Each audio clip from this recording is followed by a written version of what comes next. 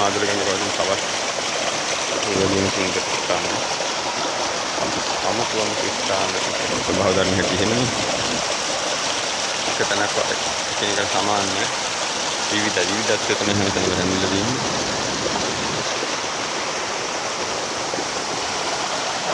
ස්වභාව ධර්ම අනුගතත් ඒකයි.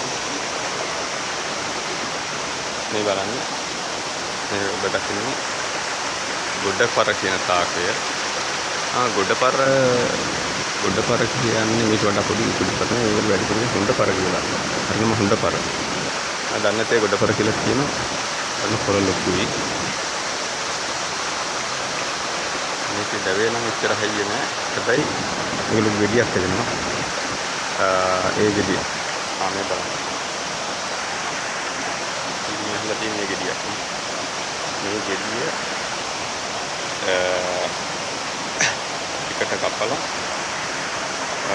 ඒ මැද තියෙන මාංශල සෙවල වගේ ජෙල් එකක්. ඒක ඉසේ ගාන්න ගන්න ඉස්සරට හත් විසිලුවා ඉස්සරට හරිම ගුණදායක ඖෂධයක් තමයි ඒක.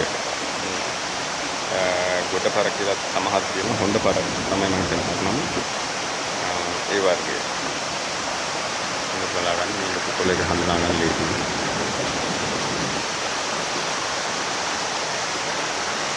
මේ සාත මේ දොළවල් මේ මාදුලගම වේගම් තනින් තන අපිට හොයාගන්න පුළුවන්.